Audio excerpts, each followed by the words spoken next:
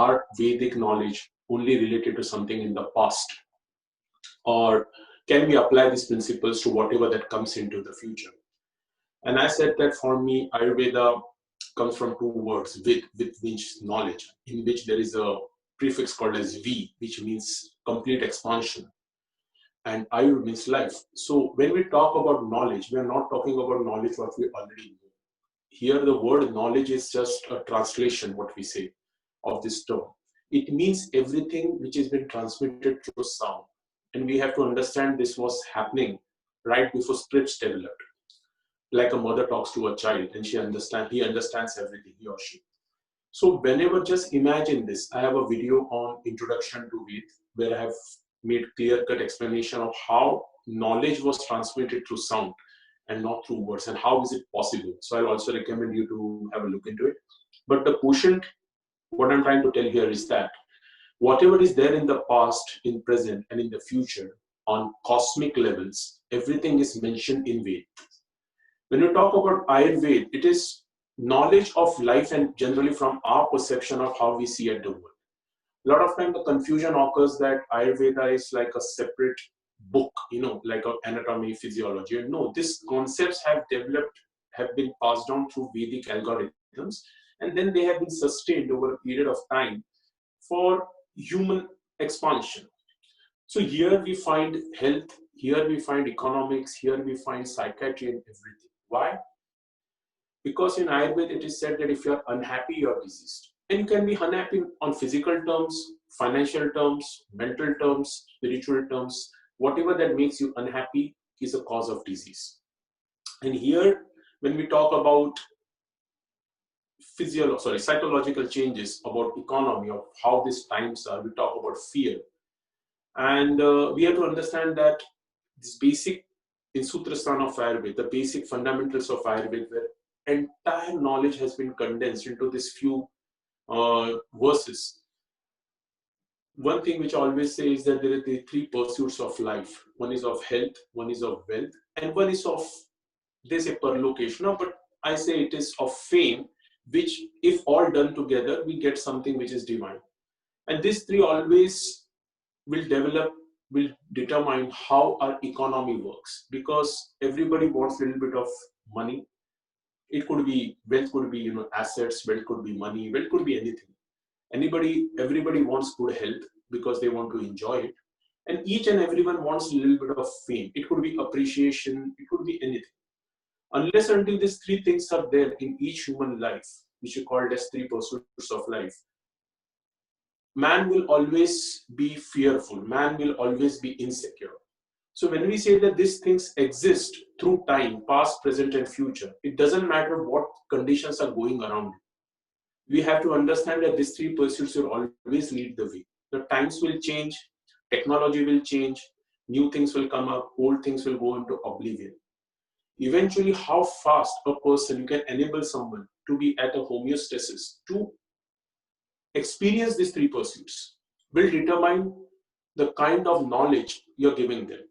If you're giving them a diet, you're giving them an advice, you're giving them yoga, you're giving them breathing, these all things are tools to enable a person to get over these three pursuits.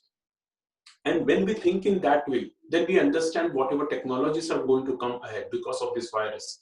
Maybe the norms of social interaction are going to change. More things are going to happen, like what we are doing the lectures now. It could be like people will develop apps to teach breathing, yoga, which are already there, but now they will boom up. And it is going to change the face. Now everybody is not working, so everybody is happy. But what happens tomorrow if somebody takes a chance? One person says that, okay, I will take the risk and go and work in this place. Because governments will say, okay, we are relaxing the norms, but it is upon you who wants to go to work and who wants to stay at home. So if one person is going and earning that paycheck, are you going to sit back? So these things are going to affect everyone. I'm just coming across news that men are cryo or freezing their sperms because they feel that because of COVID their legacies might be burnt. And these things are happening, but there is a surge in these sperm banks now. Good time to invest in stocks of them. So you have to keep thinking. that economy is going to run. It always runs on fear of what people are talking to us. And in Vedas, it is already written that in a very dynamic way. It is not a book like a religious book like a Gita or a religious book like anything else. It is just algorithms of cosmos. From the macro to the micro, how all things are manifesting with a complete perfect mathematical equation. And when we start understanding this, this fear dispels and it invigorates us to take up the same knowledge in a futuristic way. The problem here is that a lot of time we think about Vedic sciences as herbal sciences, holistic sciences, close to nature. But there is no definition of nature. Even if you go to Jupiter, it is also nature. If you see in that sense, because it is made up of elements. Even if you are harming something, like you see greenery, you see completely green skies, clean, we say that is nature. But even this man-made litter is also nature. So the oceans do not exist in that way. So we have to coexist. We have to understand what kind of a society we are going to go into, which is again made up of these 5 elements. Even if you're talking toxic gases, even if you're talking plastic, it is still made up of these 5 elements. If you take a virus, it is made up of these 5 elements, and so is your body. So Vedic sciences give you a complete chance to adapt to what is coming. But if we say that no, we want a particular kind of environment to coexist, then it won't be that possible. Because if we see evolution in the Vedic evolution, we see that we have been made up of gases. Gases led to microbes. Their release of gases made up to smaller intelligent life, smaller to bigger and bigger. So in your body, if you do a scan, there are thousands of microorganisms, bacteria, viruses, which are helping you survive. Some are constantly changing. Some are adapting. Suddenly there was a surge in travel when airlines dropped their rates. Visa norms were released. Internet started coming, so visa processing became easier. A lot of people started traveling in budget. There was a time travel was only left to the elite or one who wanted to really travel. It was not that easy for budget people to travel to different places. But suddenly this surge happened. This led to an economy where small towns started developing coffee shops. A lot of economy started happening. So, these things happen. These things will keep on happening. And as Vedic sciences, we have to adapt to this elemental change which is happening around us. Because this is just shifting certain elements in the environment around us. It is still the 5 elements. Nothing is going into dissolution or nothing is going into creation, though it is happening at a very subtle level. But eventually, when we start thinking on this on physical terms, mental terms, and spiritual terms, of how we are going to coexist in this change of elemental society, I think these things will become a little bit more easier to adapt, and the right kind of knowledge and the right kind of approach will be instilled. What is the difference between Krimi and Bhutas? See, the term Bhut is a little bit complicated because Bhut means, when we talk about Pancha Mahabhut, if you've heard the term. So Bhut means anything that is made up of elements, but we cannot conceive or see. Because it is a Bhuta, but we don't know what exactly it is. Krimis are actual manifestation. Now there is also a difference between Krimi and Janta. There is a word comes as Janta in Sanskrit. Though it is not pure Sanskrit, it is something which has been trickled down over a period of time. So sometimes that is also a difference. When we talk about Jantu or Janta, these are actual manifestations. I'll give you a small example. Is that when a child is born and the milk doesn't get digested in his intestine for the first milk, it cuts across the intestine, causing a lot of microflora. You can call them as aflatoxins, you can call them as fungus, which are not homogeneous to the kid. So what happens? He starts getting immune responses. Now we don't know where these immune responses are coming from. Modern medicine will take IgE, IgM, they'll cut out gluten, they'll cut out lactose. But we say no, the first expression of Agni was not right. The first milk which went inside the expression was not right. So this small things, small things, what happens, this child after a period of time, he pass, if we give him the deworming agent, we'll see that some worms will pass out. So Krimi and Janta coexist. Krimi can be microscopic. Because you have studied Ayurveda, they say there is Hrudayaj Krumi, there is Purishaj Krumi, there are Krumi in fecus, there are Krumi in heart, there are Krumi in brain. But most time we don't see any Krimi in heart. So this Krimi are existent, that there are certain kind of manifestation which are not visible to the naked eye, but they are causing some pathology. Now, when we talk about bhoot, bhoot is something which is elemental, but which is not conceivable. For example, imagine a time where this kind of information exchange was not there, and somebody in a village suddenly starts getting some kind of a epileptic attack, or starts acting weird. Because of them, they start throwing up, they start sneezing, they start coughing blood, and suddenly because of it, everybody starts getting the same. So what they would have said, that this guy or woman is possessed, and because of her, everybody's getting possessed. So they then imagine the setup that a witch doctor will come, he'll create a big fire, he'll put some herbs, he'll do some kind of shamanism. So what they were doing, these witch doctors were creating this fire and putting in certain herbs which were disinfecting the environment. They were quarantining the persons who were possessed. They used to say, we are doing some process, keep them inside the house. No one should see them, no one should touch them for 14 days, 15 days, till the spirits go away. So now just correlate this with pandemics. In earlier times, in our culture, when a person used to die earlier, the entire family members were not allowed to go out for 14 days. The word in Sanskrit was sutra. Because earlier time, people most of the times used to die due to communicable diseases. So there was the thought process that if this dead body and the people who have touched it by any chance have this infection, they won't communicate to the village, because people were staying in small communities. There was a barter system. So these things were understood in that way. Today we can talk about viruses because we have this microscope where we can understand. But imagine a time like plague, flu, where these kinds of things were not understood. People would say that somebody has corrupted the environment, somebody has cast a spell, somebody has put some potion which is casting a spell. And these things in earlier times was understood as bhoot. Bhoot means something which we don't know what element they are from. And therefore, Bhoot Vidya or Bhoot Shuddhi, what these terms what we use, became a norm and its separate form. People tell it as psychiatry, but I call it as psychiatry plus epidemiology. Everything comes into that. And there were various different kind of treatments. It was a separate class of Ayurveda. You have studied Ayurveda, so in Ashtanga Ayurveda, Bhoot Vidya is a separate thing. And this is how it was studied. So this concept of vaccination, concept of quarantine, concept of fumigation were all a part of this system, because epidemics were understood. They could be because of sanitization. If you read Sushruta, if you read certain things, they have mentioned that where there are dead bodies rotting, where the river is not flowing properly, where there is a lot of, Jan Upadvans starts happening. So they were pretty much aware of these things. Maybe they were not aware on a global pandemic scale because no one used to travel so much. But on a local scale, it was very much apparent. So maybe I missed your answer in this part, but so how do you feel about the Bhutas? Do you feel this is a real concept still, or do you think that's just kind of a bygone understanding of what was happening? No, it is a very much concept, very much apparent concept I'm saying, because this is what I started my talks with, is that no concept of Ved are related to one dimension. Because when you talk about cosmology, Shushti doesn't mean earth. Shushti means everything. But we are understanding from our point of view.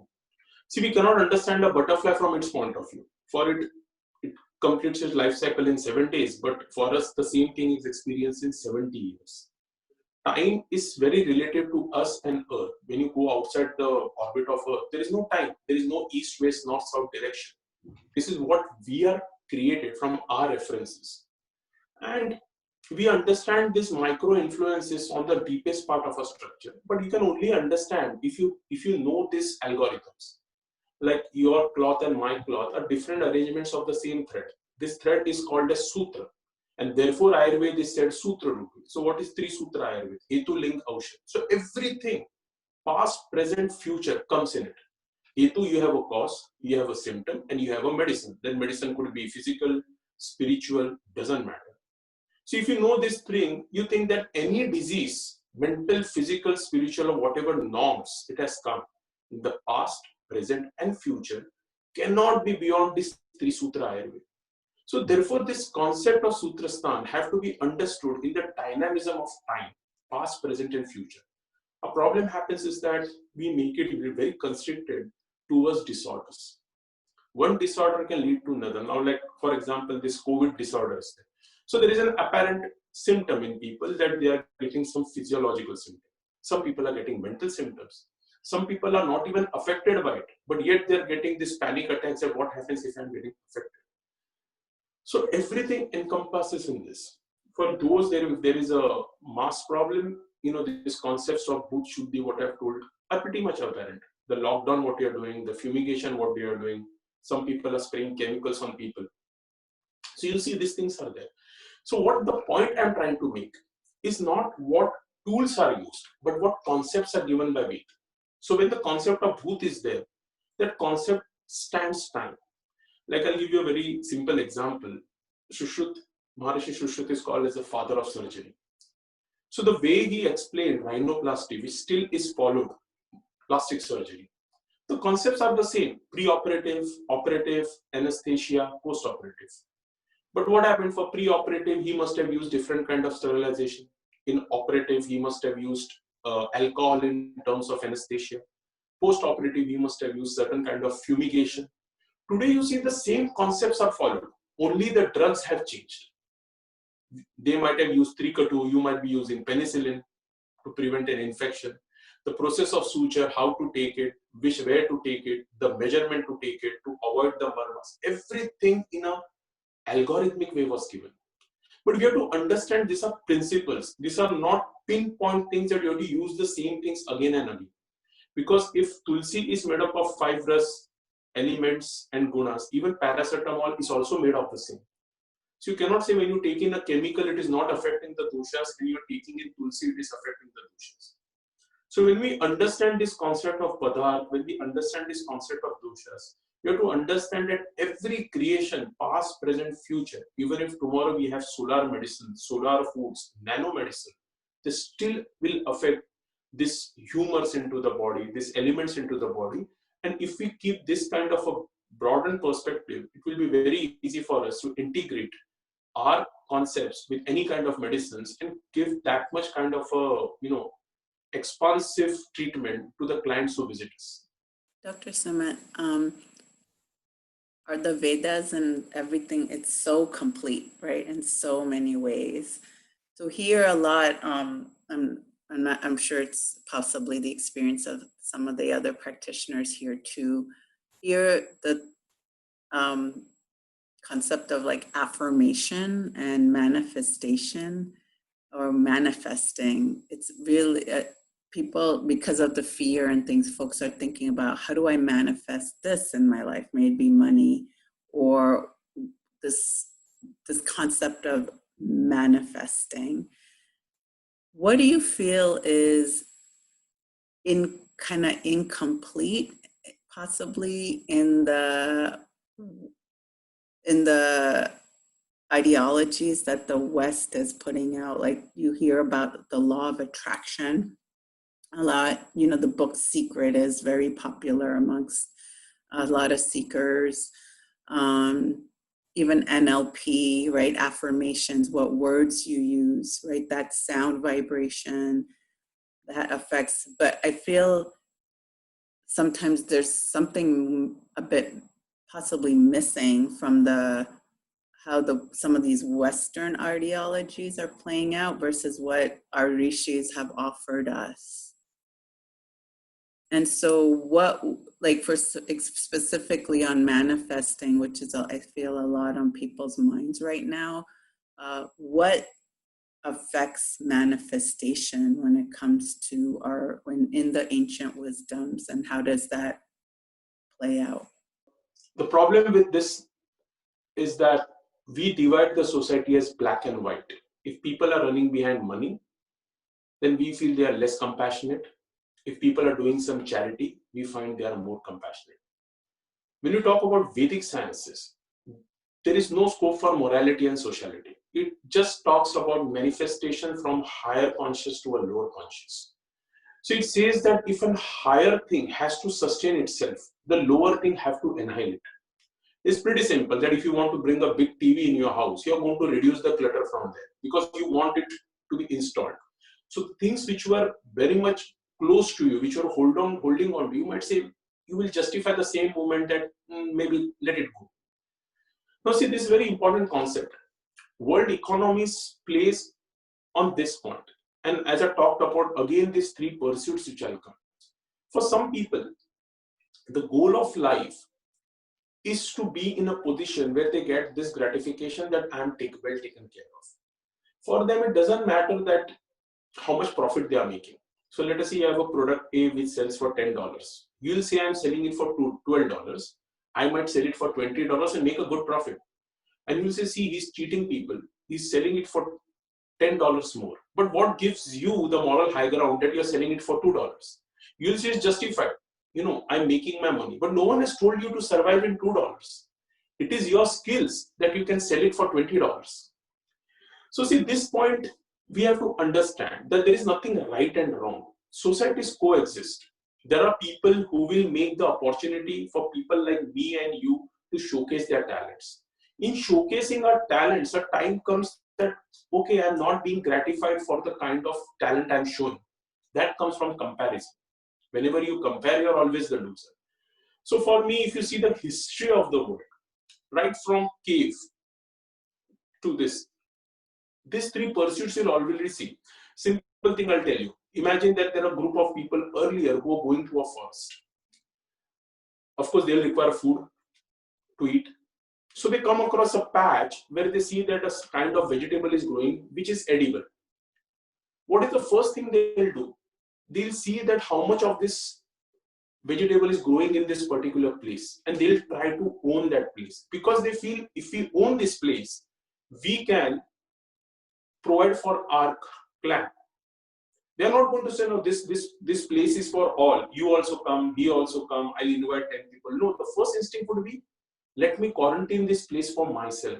Let me own this place and let me feed for my family. You're not going to think of the animals who are going to come there. The animals are going to dump it and make the soil more nitrogenous for it to grow. You're not going to think of biodiversity, which has led for this plant to survive there and not in other locations. So here when we talk about manifestation, these traits keep on following. This happens in each and every living beings, not only us. Everybody does the same. If you see a snake, after giving birth, if it's hungry, it will eat 2 or 3 of her eggs. Why? Because the rest can survive. If a female lion gives birth to male lions, the more chances are that the father will try to kill the cubs because he is a potential threat to them. So when we start understanding this concept from a Vedic point of view, we understand that everything is in a layered balance from top to bottom. There is nothing right and wrong.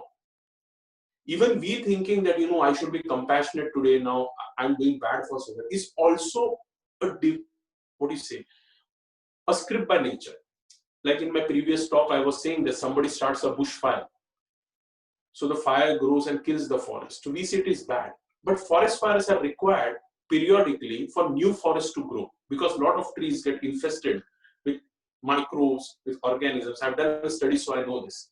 Now, if it is started by nature, we can plan, it has become too hot, global warming, so forests are being eaten.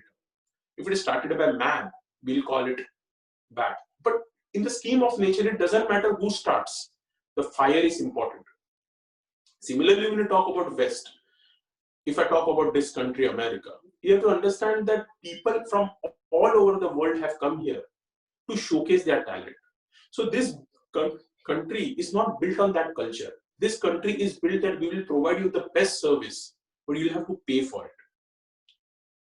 So people came from all over to showcase their talent, create a great consumer economy, and where they said that, we are going to give you the best medical service, but you have to pay for it. As opposed to other cultural countries where medical science was understood as a compassionate thing. You're paying taxes, we are giving you free medical. Here it is said that we are giving you all the opportunities. And if you really think logically, this country gives you all the opportunities if you have talent and resilience to earn your bread. No one is telling you that you can't do it. You have the talent, you do it. Other countries say that, no, I don't have the talent, provide something for me. So, when something is set up culturally on a particular point, it is very difficult to reverse. So the mindsets also become the same.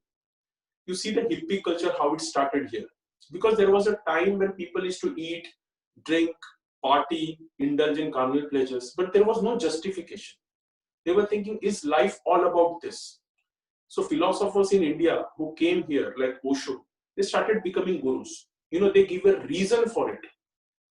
No, this is not out of it. This is a way to get over your vasanas in life. Now again, whatever I'm saying is right or wrong. No, it is neither right, neither wrong.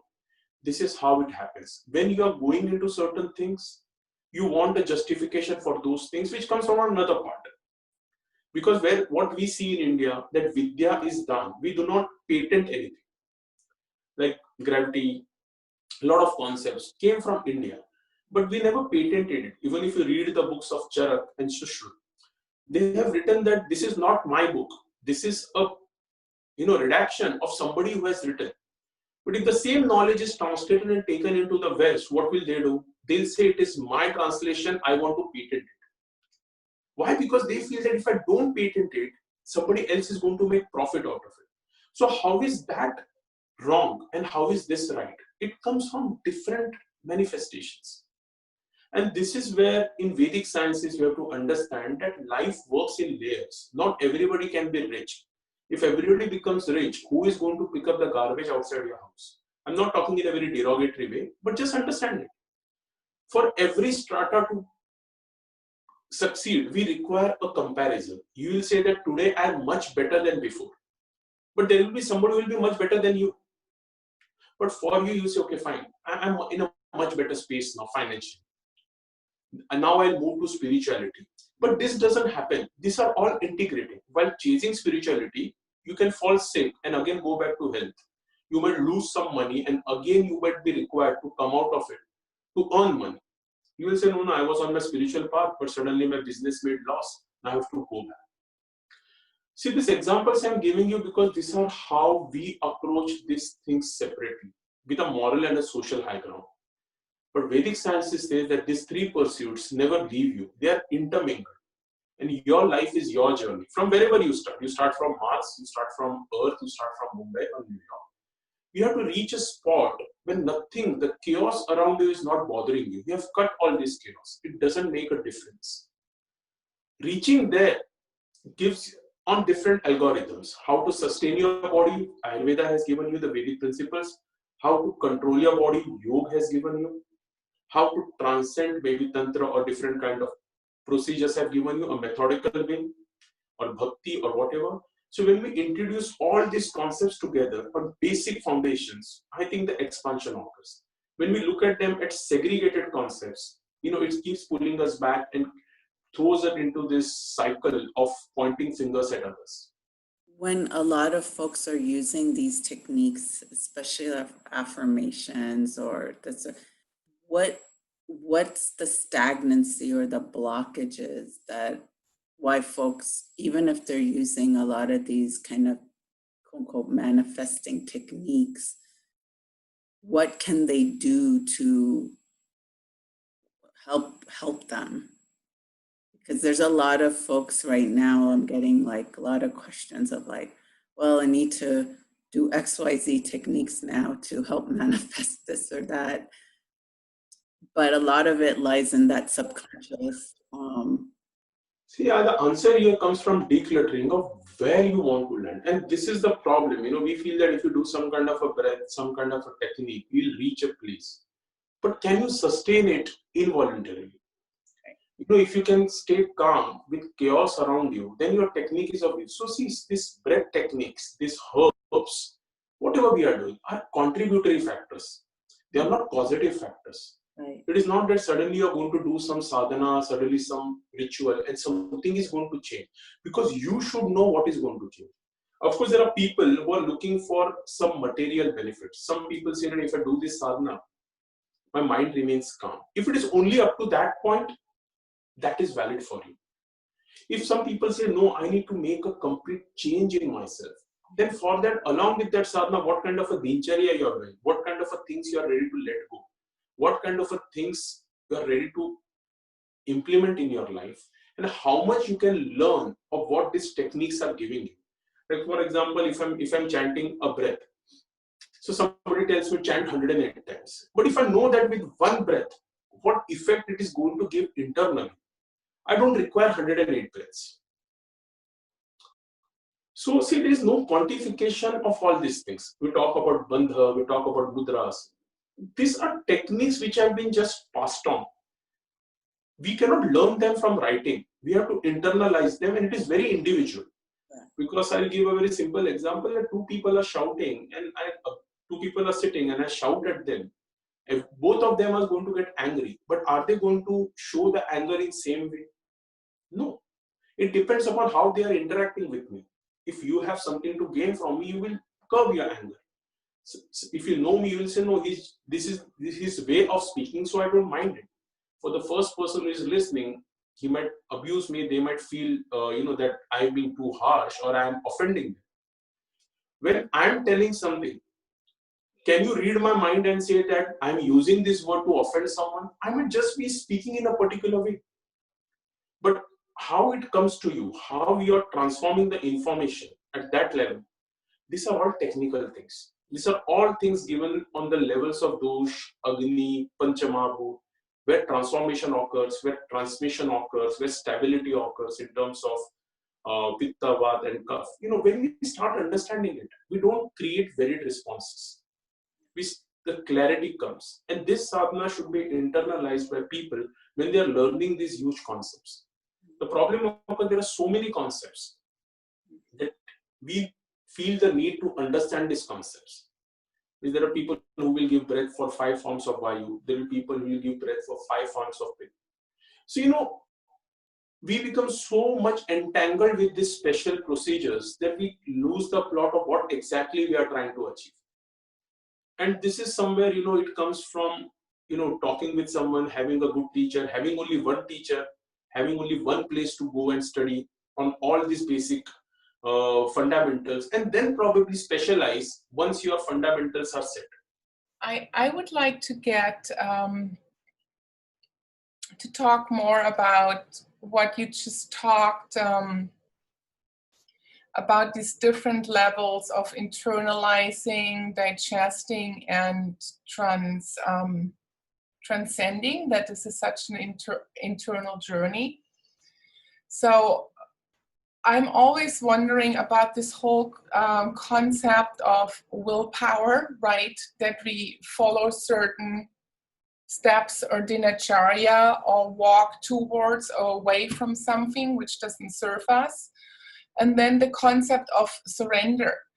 And I think this whole surrender concept, that's the fear part, that's the scary part, especially right now where so much is getting taken away from us, where I had seemingly in control over it, right? And all of a sudden, certain things in my life, I just don't have the control. And so now the surrender comes in, this digesting of the journey. And I'm constantly wondering this, what is surrender, and where is the fine line between surrendering and also my own individual will, especially in this journey with Ayurveda and with Agni. Can you talk a little bit more about that? See, the concept of surrender, we use these concepts and I talk about it a lot nowadays because, there is so much of information, so many of people teaching courses. First, what happens is that there might be excellent teachers, but they might not be able to communicate with you. So what the problem occurs is that we start with limitation. See, in spiritual journey or any journey, educational journey, there are no norms. You start with a concept, it entices you, you want to learn a little bit more. That enticement can come from a personal experience that you're not getting all right and suddenly you got all right. Or you just heard a lecture from someone and you got motivated, you read a book. So that is the first part. Second part, this concept of surrender for me, I can talk about myself, I can't talk about, because there is no definitive concept, is you surrender to someone in understanding these concepts and correlating them with your own insecurities. Like for example, if you are learning from me and certain concepts I'm telling you, some concepts initially you might agree, some concepts initially you might not agree. Some concepts you may say that maybe you're saying right, but I do not have the resources to do it. Whenever we start thinking like that, we start getting knowledge, but there comes a limitation because you're not going out of your shell. And when complete seva bhav comes, when you're totally getting into your teacher, whomsoever it might be, then there is no conflict of interest. As I was giving this example of shouting few minutes back, the concept I have to tell you, like let us say that you have completely in seva bhav towards me. The concept I tell you, there will be no ifs and buts. There will be no economical, physical, mental blockages because you're just flowing in that knowledge. See, Vedic knowledge is very, very clear and everything comes from there. Even Tantric knowledge comes from there. A lot of people don't believe it, but I can show you a lot of, the sequences where it comes from there. Why? Because the algorithms are so pure. They are beyond your moral, social insecurities. They don't care if you're mother to someone, wife to someone. They say that your journey is individual. The moment you're born in a body, certain characteristics gets activated. Meaning your preference of food, preference of clothes, which diversify due to sanskaras of people around you. Your friends, the relationships you get into, the kind of experiences you get into, which are again subjected to the choices you have made. The bus you got into or the bus you were not supposed to get into. These all things keep on happening. That entices us to pick up certain things to elevate those trauma. There must be a lot of chaos going into your system, and suddenly a practice, you will feel it's giving you calm. But is that calm you are already looking for, or is that calm initiated because you have gone through a lot of problems in your life? So these things, Vedic sciences do not hold any ground. They say that in this decaying body, the moment you are born and going towards death, there are only these three pursuits. If you are born with this good body which I say is functional body, 2 hands, 2 legs, a little bit ability to communicate, earn little, you are still on a higher scale of evolution. What more can you do to get out of this constant struggle of origin, sustenance and destruction? And when you talk about origin, sustenance and destruction, you only think about spirituality.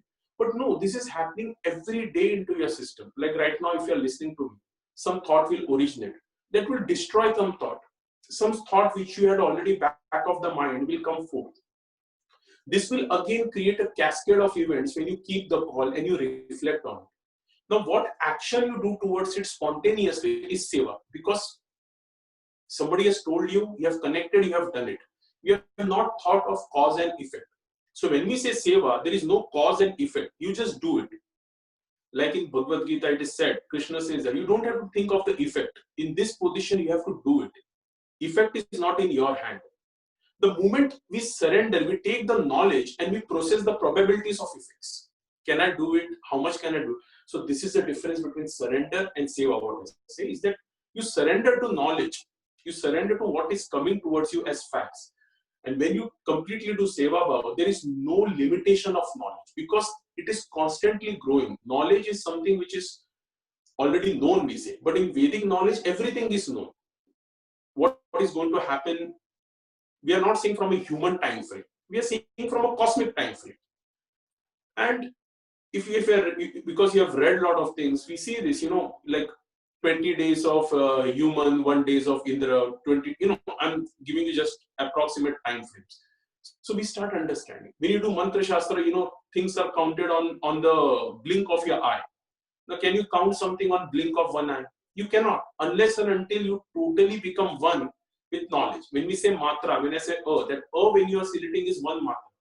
Now, can you calculate it in time?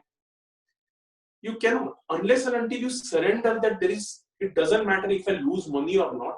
This is something which I have to imbibe. And when that happens, your Agni becomes constant because the concept of Agni is transformation. Now, are you transforming completely? Are you transforming incompletely?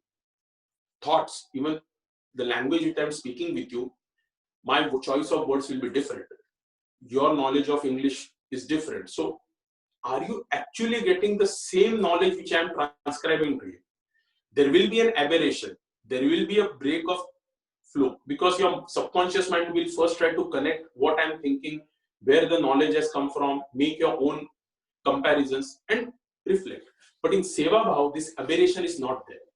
Therefore, when we say sound to sound transmission, there is no aberration. Sound to word, word to sound translation, there is always aberration. And this is the difference in prime Agni and imprime Agni. And when that Agni becomes prime with any teacher, whomsoever it comes from, then these aberrations do not occur. And therefore, these concepts, we tell that these are very valid concepts. These are very technical concepts. These are not spiritual concepts. These are concepts of how a person can become one with knowledge. The word in Sanskrit is Swa Adhyay.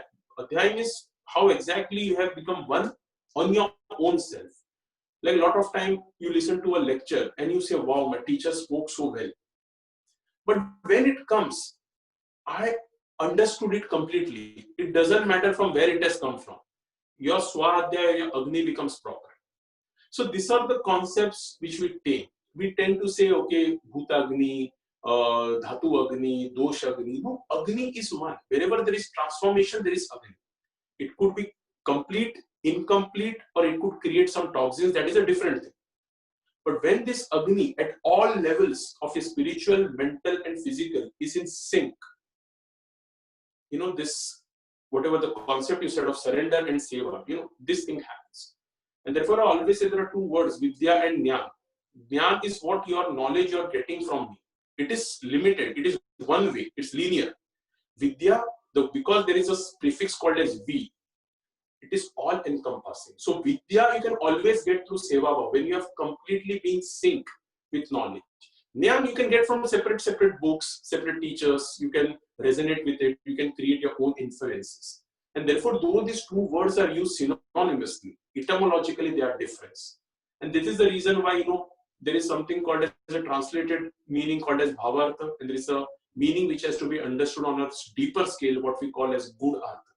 And this can only be conveyed from a teacher to a student when you are completely in sync with sound to sound transmission, and then your Agni will be proper.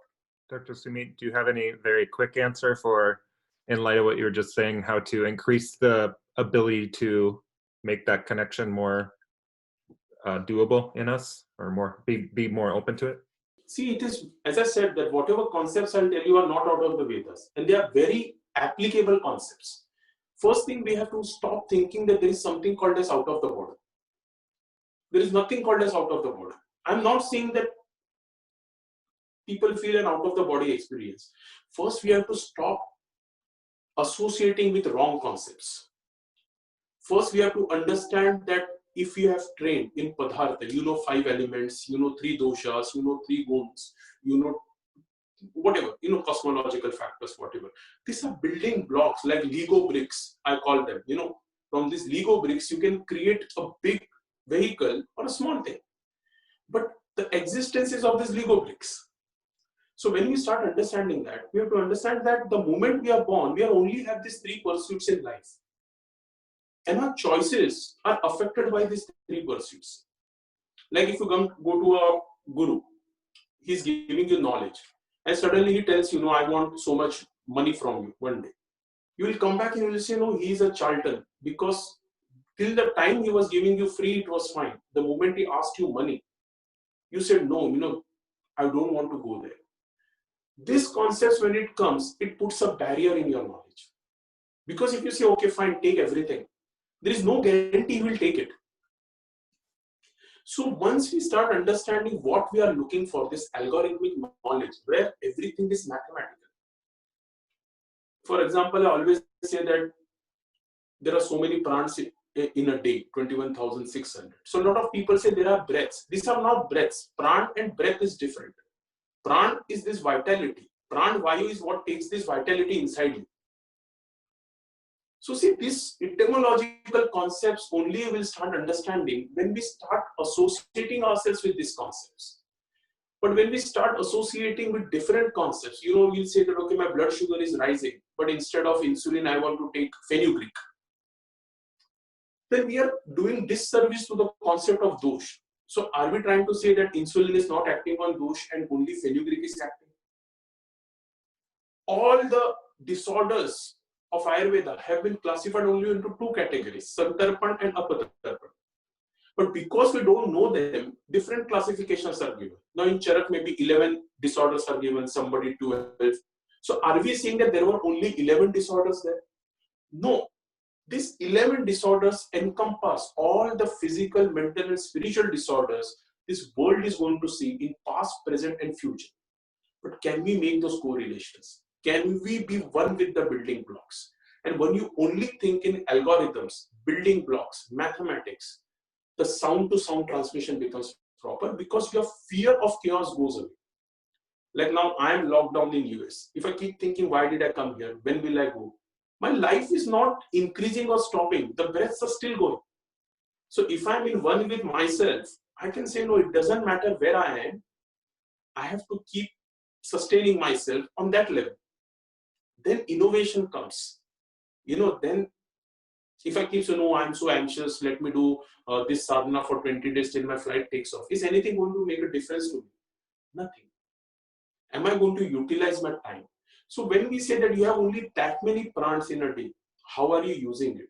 Does it matter to you if you waste those prans thinking, being in fear, losing out of money? No. Even if you become bankrupt, those prans will still be there. He's not going to say, okay, you have become bankrupt, now you'll go away from your body. You still have to accept that state. But can you be one with your state, with whatever chaos is going around? I know it is very easy to say, but that is where first we should start. Once we start doing and internalizing these things, then you will start getting the right teachers. Or you will start making sense of even wrong teachers. There are no right and wrong teachers. Everybody tells what they think and make up of life. But you will know where expansiveness is coming from. Who has experienced what they are saying and who are saying something by translating it from the book. So see, I am not a scholar of Sanskrit. But if that is made up of pedigree of me teaching Ayurveda to someone, then it is not my loss. Because I am getting what concepts I want to apply in my life. But if from my application somebody can learn, then maybe they'll understand that translations do not matter. Sanskrit sciences, again I am saying, were sound to sound. Translation was not a part of it. When I'm talking something on sound, that sound registers into your brain, creates a varna, creates a color, and creates a thought. So where the translation is required, translation is not required. Today we are doing translations because we don't understand that language or that phenomenon has gone away. There is no sound to sound transmission. Right now I'm just saying, even though now you are saying we are doing sound to sound, what I want to convey, exactly are you registering in your mind? No, you will register and compare it with your past experiences and you will try to make sense. Either it will be futuristic, progressive, you will say, wow, he said something, or you will say maybe he's making sense, but let me deal with it. So when this clutter goes away, with any knowledge source you are coming through, then this journey starts. And for that, you have to start building a proper dincharya, getting up on time, sleeping on time, making that pran move into your body properly, so that every cells, every biochemical receptor is at its health. There is no mull or there is no excretory procedures created in it. And this is very well explained in norms of Ayurveda, norms of yoga, but we don't go through it. Like, before I end my talk, I'll tell you one thing. If you see the Yoga Sutras of Patanjali, nobody reads the first line, which is called as Atha Yoga Anushasana. The word Atha is very important. Why now is given? They could say Yoga Anushasana means yoga discipline. Now yoga discipline means, remember how beautifully that entire Buddhartha is there. It is said that if you're terribly hungry, you're just looking for food, your entire body goes in discipline. A time will come, even I will appear food to you. Cannibalism started that way. Nothing to eat. The moment first morsel goes into your system, your senses come back. You say, I'm in discipline. You go in yoga. Now, if you start understanding this verses in applicable form, the future books become easy. You don't require any sutras beyond it. But if you try to remember all sutras, then you'd say yam, niyam according to your own way, pranayam 320 according to your own way. It is, you are allocating a particular time, but when you go back into the chaos of your life, it is not helping. And this is something algorithmically this studies should start with. This base foundations everybody should start with. And then this science expands to you in a much better form. You being a student of Ayurveda, there are so many books, so many theories. It is so utterly confusing. Dosh, Dushti, Samprapti, Hetu, Kriya. You must have read everything. How difficult it is. Somebody says, check your nadi. How are you sure you're getting the right dosh? You think because you'll compare, but how can you compare? Right now, if I'm good, you're checking my nadi in the morning, and suddenly, I get a call from someone that my house electricity is going on, my nadi will change. How can you know about these variations? Unless and until you are not calm within, unless and until you are not stabilized within. So there has to be a stable reference for any variations to know. But these variations are not there because we are not stable. And there are a lot of layers to these things if we start understanding it, because I always talk about applicability of Ayurveda in modern medicine and in modern structures. In one of my lectures, I also said, tomorrow you go to Mars or Saturn. These concepts being of Srushti, you must be able to implement Ayurveda even there. But we cannot think of Panchamahabhuts, we cannot think of doshas on those cosmic scale. We are thinking in terms of our body. If you are fat, your cuff. If you are emaciated, your vat. This kind of concepts, I won't say are wrong, they're good to start. But on an all-encompassing scale will not help you. You'll always be a complementary practitioner, a person who complements something.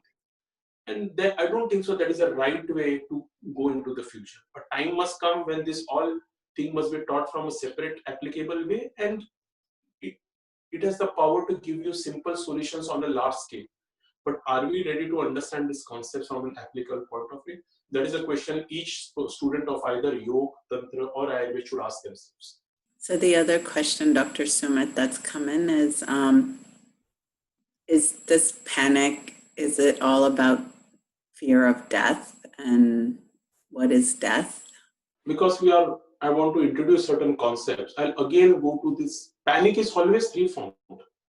Death is a very momentary thing. People do not worry dying. People worry falling sick and becoming dependent on others. And then comes the question is, if I fall sick, do I have the funds to support myself? Because you have already kept that funds for certain things to enjoy in life. It's like I want to go to a big party 10 days from, I'm saving funds. So for 10 days, I'll ensure that I don't fall sick. I did the right because I want to spend that money. After 10 days, I understand that party is cancelled. I have wasted my 10 days. There is no guarantee that something outside is going to come and kill you. You can stay in your house, choke on something and eat.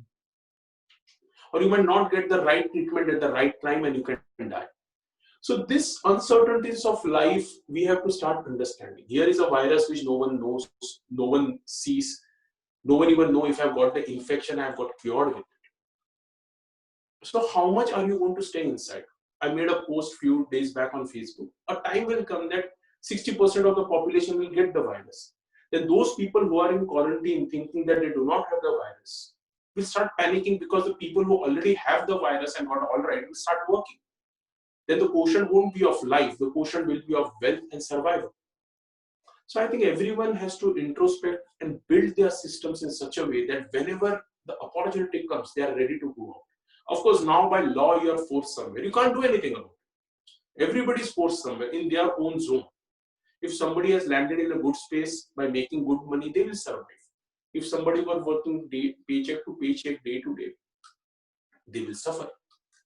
For the big people, big industrialists, small people are expendable because they know that because they have the money and they have the jobs, more people will come and join.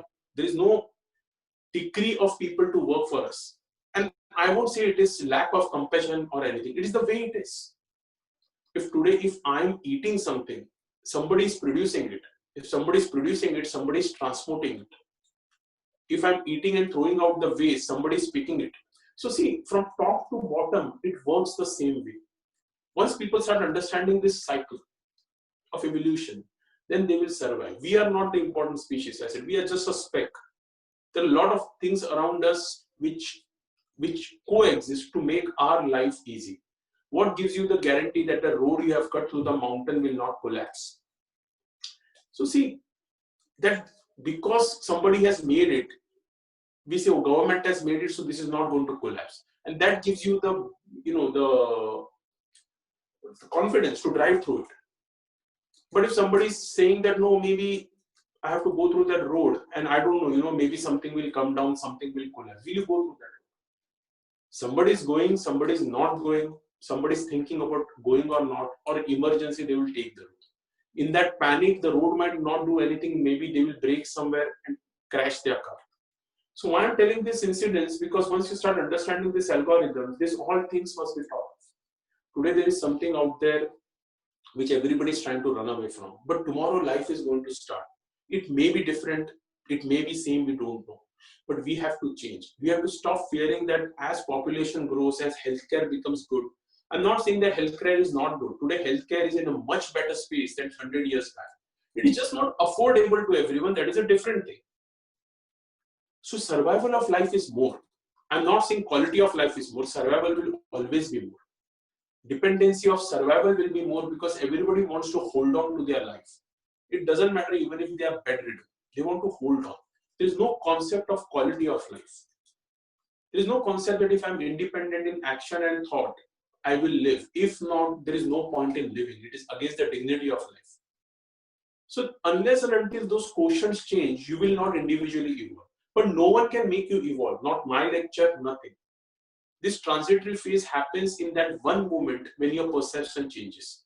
It could be a book, it could be a lecture, it could be an incident in your life, it could be anything. You survive a catastrophe and you come back. You always have that comparison. Oh, I survived that. This should not bother me. But before that catastrophe, everything bothered you. And when I go to the mountains, we are exposed to landslides, we are exposed to a lot of things. We can die anytime. So for me, it becomes a comparison that, of a rock that just passed me 1 second back, I could have been into the glacier. So why should I worry now? So when my plans get over, I will go. I can make a preference. Okay, I want to die here. I don't want to. But that doesn't make sense anyways. You can have that awareness. But having that awareness is fine. But if you just completely get locked on with it, then eventually, that is not a right way to go. So these are like tricky questions to answer. Everybody has to find their introspection in from where they are coming from. We can just elaborate on these concepts without a bias. What is written in the books and how exactly they are put forth. Interpretation, everybody will make from the place and time and economic zone they are coming from. What is the fundamental difference between accepting life as it is and what is coming and surrendering to the process of one side and acting towards a kind of change if one is feeling the situation might be different? So for example, no job, no money. So you search for a job, searching for fulfilling life's purpose, sustaining life on the other side. Does this make sense, the question? Where is the fine line of acceptance and making steps towards needed change? How to recognize it? Is there a way? You are a part of a change. There is nothing which is stagnant in your life. Constantly something is changing into your system. 10 days you are at house, your brain is changing. The way you perceive life is changing. Why? Because you're comparing. Okay, what is going to happen to me? I don't have this food. I don't have this water. And see, until we don't get rid of this thought processes, nothing is going to change. You're just going to land up in something more insecure. You're going to hold on to something. I'm not saying that everybody should go out and leave their jobs and do everything, but people have to respond. There is no thin line. Because again, if we say thin line, the concept between Vidya and Jnana comes up. The concept between seva and surrender comes up. You have to completely surrender to the, the stability within you. That I am not in control.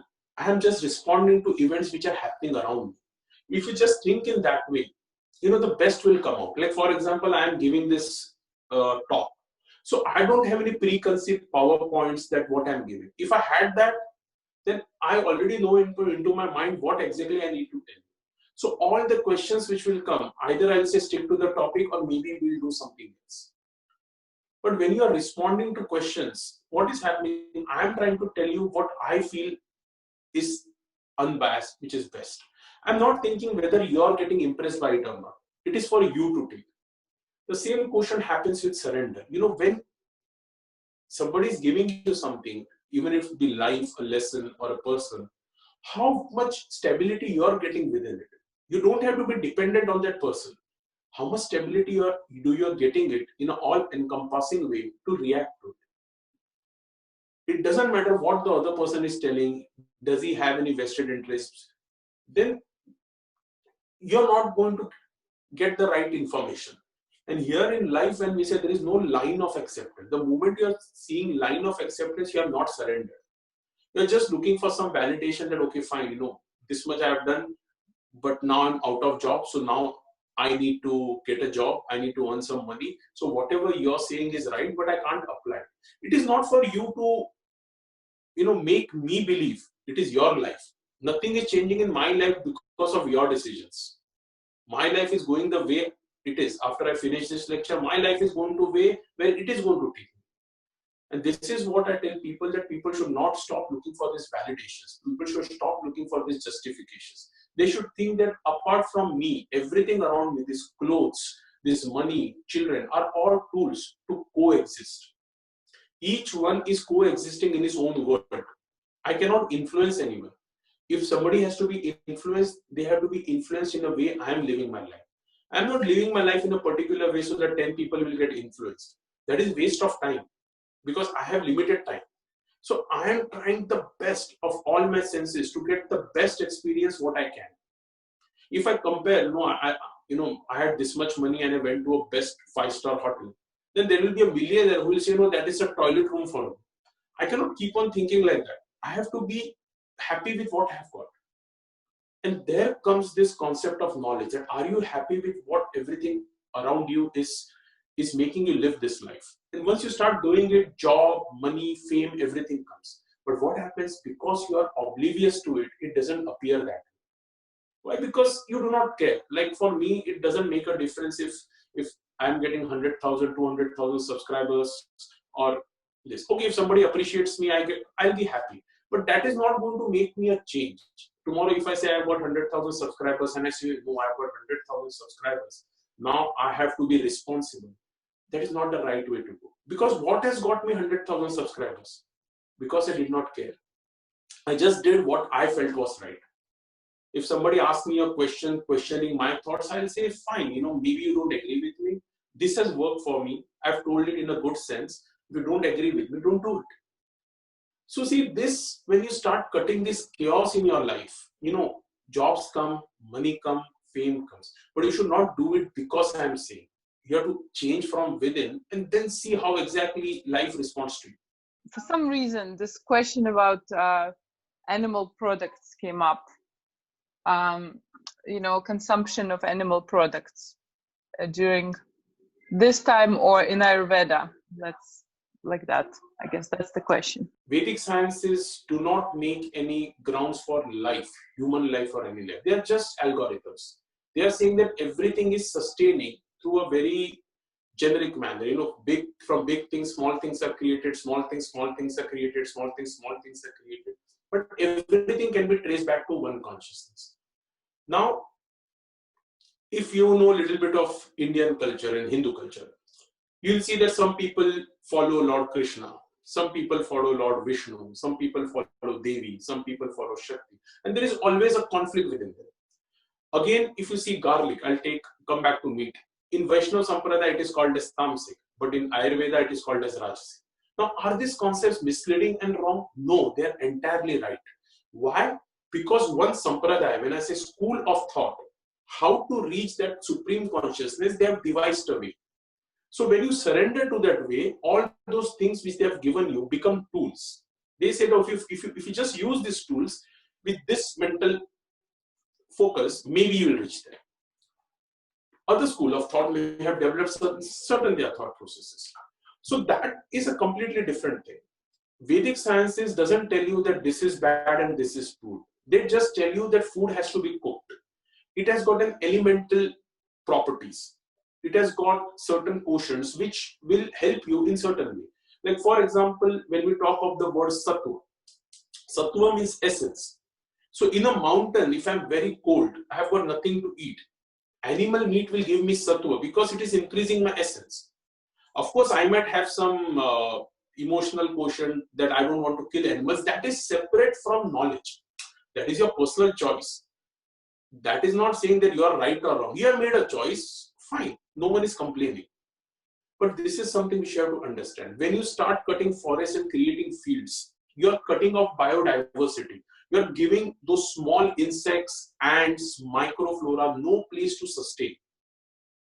Why? Because we feel we are the most important species. So for us to survive, we need food. But then, okay, we'll play God and we will spare some animal life. So this quotient is not there. Can you maintain something where the animals also survive and you get your food bills? It not be possible, because the moment you start clearing forest, animals are going to die because they are not going to get grazing lands. Some forest gives and certain animals camouflage, but they are going to be exposed. Species are going to die. But can you control it? No, you cannot control it, because this is how evolution works. Because the healthcare is increasing, less people are dying, more people are falling sick. I'm not saying that they are alive, sick. Consumerism increases. The bread you eat, that grain you grow, all comes from something, if you want organic, for some animal excreta, from some animal waste, from some nitrogenous fixations, which is not there anymore because you have already killed their habitat. Again, coming to meat eating, if everybody starts eating meat, still animals will die. So we see these traits in nature that some people become vegan. We say nature has created them. Because of them, some people who are drinking milk get to drink milk, because those people are not drinking. So few people, few communities take away certain kind of food habits so other communities can survive. So if you see the higher algorithm, this is again a coexistence method. Why? And you have to look at it from that point of view. From a personal point of view, it may be your choice because of certain sadhana, because of certain guru lineage, somebody has told you, don't eat it. If you surrender to it, follow it. But if you say, no, I'm not going to follow this method because I can't give meat, then that is a choice you have to make. For me, if you talk about Vedic principles, Ayurvedic principles, no such qualms are. Of course, they have given a preference that, okay, you want to grow to a particular kind of school of thought, stop eating this. Secondly, again, I'll tell you, there is no concept of pure water in Ayurveda. If you really read through the Vedic sciences, there is no concept of pure water. H2O is not pure water, it is a chemical formula. So water is what it carries. Rainwater, sea water, pond water, lake water, mineral water. So water means what flows away. What remains into your system with it will cause you the problem. So even water is not elixir. If you drink too much of water and you don't know its source, it is going to cause you disease. So think, people get up and drinking water. So see, these etymological differences we should start understanding. Similarly, in Ayurveda, it has given properties of different meats. It has never said this meat is better than this. It has said this meat is heavy to digest, this meat is light to digest, this milk is heavy to digest, this milk is light to digest. So it has just enumerated the elemental constitutions of everything. With your conscious, combining your dietary lifestyle, you select what in your vicinity you're getting fresh and natural. I'll give you another example before I stop this. If you say, I don't want to eat meat, but you get fresh meat around you, and you say, I don't want to eat meat, but I'll eat only fruit. So fruits have to be consumed within 6 hours of plucking or falling down. If they are kept for a long period of time, their sugars become rancid. So they are more harmful than meat, because into your body, they are creating the same toxins. But because you say, I'm not going to eat meat, but I'm going to eat a fruit which comes from New Zealand or some place which is boxed, which is passed on to you. So this kind of etymological differences and application differences, one has to think. If you're coming from a particular sampradaya, if you're coming from a particular lineage, in India, there are certain people who are vegetarian, who have not eaten meat. For them, it is fine. But let us say, if I am that person who has never eaten meat in my life, I eat meat, but I'm telling you, if I am that, come from a lineage, and if a person comes from Scandinavia for consultation with me, what is the first thing I'm going to tell them? Stop eating meat. Because I have not eaten from my birth, I think it is bad. But people in Scandinavia have survived and have much better health than me by eating meat. So Vedic concepts, talk only about elements and Agni and how you can create a good homogeneous mixture post-digestion at a gross and a micro level. How it is absorbed, excreted, so that you can sustain life. Whether it comes from wheat or meat doesn't make a difference. It should be cooked on fire properly. Agni is important there. So at every stages of human life, if you can imbibe that Agni, right from catching the meat to cooking it well to digesting it, it is going to give you the sattva. But if you just eat for the sake of eating it, for vanity, for your all this, no, I am following certain things, I should be doing it, then there is nothing wrong in it. But then you have to also be prepared for the kind of disturbances you are going to get in micro and macro. If you see yogis who do not eat meat, they have prepared their body for that. They have first left everything, then they have done certain purificatory processes, then they have gone somewhere, and they are just surviving on it. But what we are doing, we are just getting resonance with the processes. We are getting resonance with the concepts. But the idea of overall application doesn't matter. You might be eating the most healthy food, but if you eat it at wrong time, what is the use? Even if you eat it at wrong time, but you cook it in a wrong vessel, what is the use? If you don't cook it properly, if you get the best food, but you microwave it, what is the problem? You're not going to get any benefits. So here you understand the food doesn't matter. The entire process matters. And here what Vedic science is that just prepare it in a way that your Agni will be able to digest somebody else's Agni. In a fruit also there is an Agni. Because you see an unripe fruit is ripening. It cannot happen without Agni. So when you put that Agni within your Agni, is it causing a symbiotic response? If that quotient is there, the elements do not matter. I'm talking from a technical point of view. From a personal point of view, no one is wrong. People follow paleo diet, keto diet, vegan diet, gluten-free. If it suits them, there should be no vanity in it, affirmation in it. As I said before, if you are happy with the balance within you, you are not supposed to justify it to anyone. If they want to understand, fine. If not, it shouldn't make any difference in your life. That's again, Dr. Sumit. Thank you so much for sharing so much of your wisdom. Kind of rocks everyone's lives in a lot of ways. So thank you so much for that.